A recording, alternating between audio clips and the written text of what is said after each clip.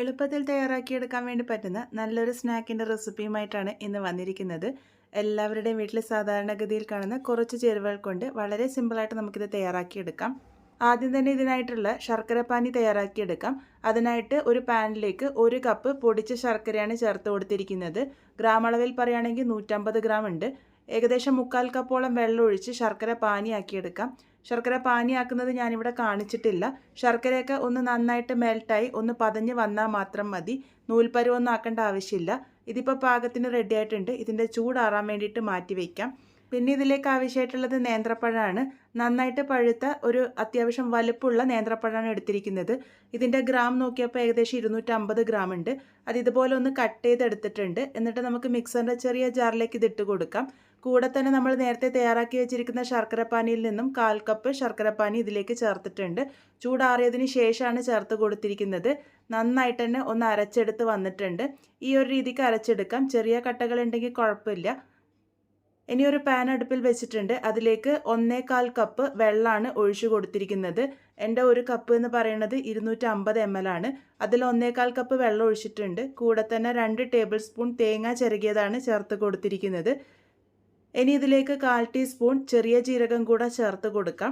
അതിനുശേഷം വെള്ളം ഒന്ന് തിളച്ച് വരാൻ വേണ്ടിയിട്ട് വെക്കാം. വെള്ളം തിളച്ച് വരുമ്പോൾ അതിലേക്ക് നമ്മൾ അരച്ചെടുത്തിരിക്കുന്ന ആ ഒരു പഴത്തിൻ്റെ മിക്സും കൂടെ ചേർത്ത് കൊടുക്കാം.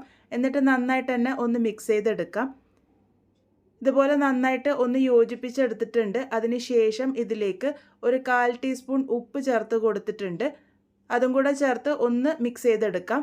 മിക്സ് ചെയ്തെടുത്ത് ഇപ്പോൾ തിളച്ച് തുടങ്ങിയിട്ടുണ്ട്. ഇനി ഇതിലേക്ക് റവയാണ് ചേർത്ത് കൊടുക്കുന്നത്. ഞാനിവിടെ വറുത്ത റവയാണ് ഉപയോഗിച്ചിരിക്കുന്നത്. വറുത്ത നേർത്തിട്ടുള്ള റവയാണ് ഉപയോഗിച്ചിരിക്കുന്നത്.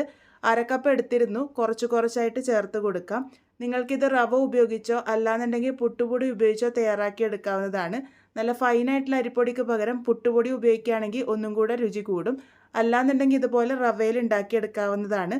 റവ നമ്മൾ നേരത്തെ ആ ഒരു ഉപ്മാവിനൊക്കെ ഉണ്ടാക്കുന്ന ആ ഒരു റവയാണ് എടുത്തിരിക്കുന്നത്. അതുപോലെ വറുത്തിട്ടെടുക്കുന്നതായിരിക്കും ഒന്നും കൂടെ നല്ലത്.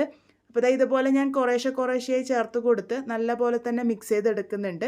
ഒട്ടും കട്ടകളില്ലാതിരിക്കാൻ വേണ്ടിയിട്ടാണ് ഇതുപോലെ കുറച്ചായി ചേർത്ത് മിക്സ് ചെയ്തെടുക്കുന്നത്. ഇതുപോലെ മിക്സ് ചെയ്തെടുത്ത് വരുമ്പോൾ നിങ്ങൾക്ക് വെള്ളത്തിൻ്റെ അളവ് കൂടുതലായിട്ട് തോന്നുന്നുണ്ടെങ്കിൽ 1-2 ടേബിൾ സ്പൂൺ റവ ചേർക്കാവുന്നതാണ്. ഇതിലേക്ക് 1 ടീസ്പൂൺ നെയ്യ് കൂടെ ചേർത്ത് കൊടുക്കുന്നുണ്ട്. നെയ്യ് കൂടെ ചേർത്ത് നല്ലപോലെ തന്നെ ഒന്ന് മിക്സ് ചെയ്തെടുക്കാം. ലോ ഫ്ലെയിമിൽ വെച്ചിട്ട് തന്നെ ഇനി ഇത് നന്നായിട്ടൊന്ന് കുക്ക് ചെയ്തെടുക്കുകയാണ് ചെയ്യേണ്ടത്. ഇതുപോലെ മിക്സ് ചെയ്തെടുത്ത് വന്നപ്പോൾ കുറച്ച് വെള്ളപ്പറ്റ് കൂടുതൽ തോന്നിയുകൊണ്ട് ഞാനിവിടെ 1 ടേബിൾ സ്പൂൺ റവ കൂടെ ചേർത്ത് കൊടുത്തിട്ടുണ്ട്. അതിനുശേഷം നന്നായിട്ട് തന്നെ ഒന്ന് യോജിപ്പിച്ചെടുക്കാം.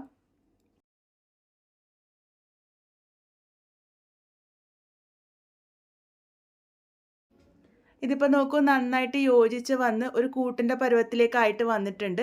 ഇതുപോലെ ആയി വരണം. ആ ഒരു സമയം വരെയാണ് ഇത് കുക്ക് ചെയ്തെടുക്കേണ്ടത്. ലോ ടു മീഡിയം ഫ്ലെയിമിൽ വെച്ചിട്ട് കുക്ക് ചെയ്തെടുത്താൽ മതി. ഇതിപ്പോൾ പാകത്തിന് റെഡി ആയിട്ടുണ്ട്. ഫ്ലെയിം ഓഫാക്കിയിട്ട് ഇതിൻ്റെ ചൂടൊന്ന് ആറാൻ വേണ്ടിയിട്ട് വെക്കാം.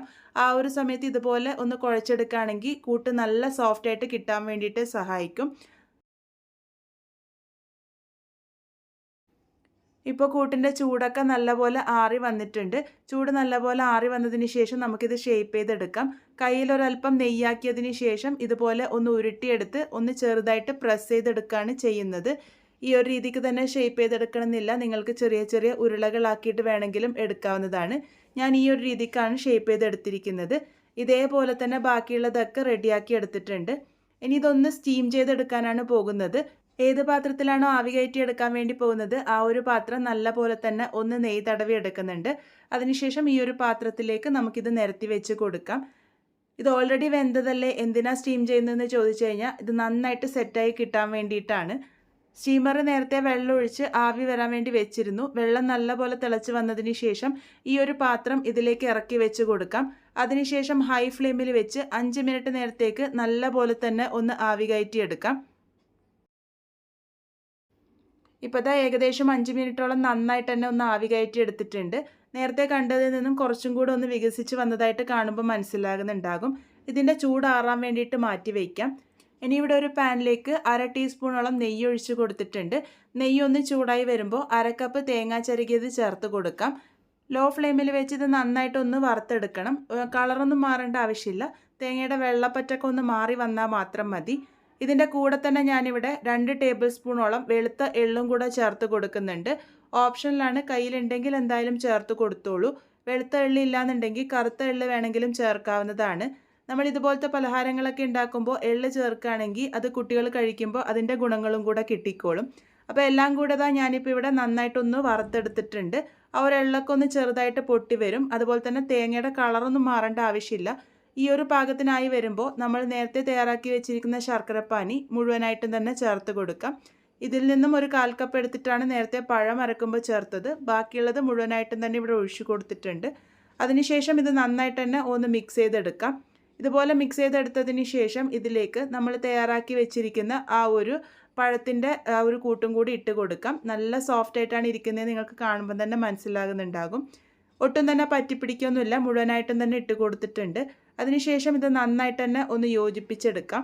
ഇത് ആ ഒരു ശർക്കരപ്പാനിയിൽ കിടന്ന് ഒന്ന് ചെറുതായിട്ട് വെന്ത് വരണം. അപ്പോൾ ആ ഒരു ശർക്കരയുടെ ടേസ്റ്റൊക്കെ നന്നായിട്ട് ഉള്ളിലേക്ക് കയറി വന്നോളും. അടച്ചു വെച്ച് കൊടുക്കാം. ലോ ഫ്ലെയിമിൽ വെച്ച് കുക്ക് ചെയ്തെടുത്താൽ മതി. ഇടയ്ക്കിടയ്ക്ക് ഒന്ന് ഇളക്കി കൊടുക്കാൻ വേണ്ടി മറക്കരുത്.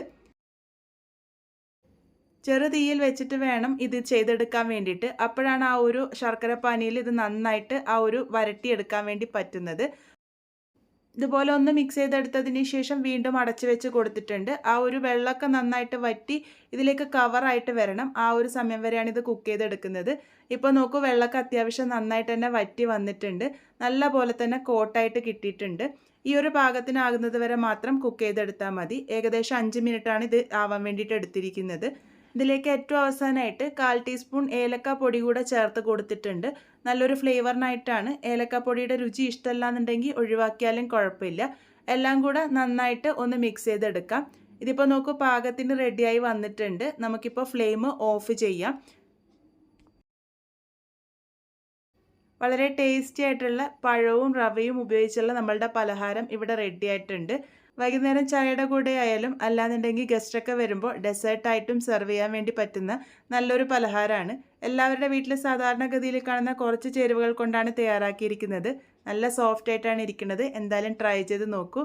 ഫീഡ്ബാക്ക്സ് പറയാൻ മറക്കരുത്. വീണ്ടും ഒരു നല്ല റെസിപ്പിയുമായി കാണാം.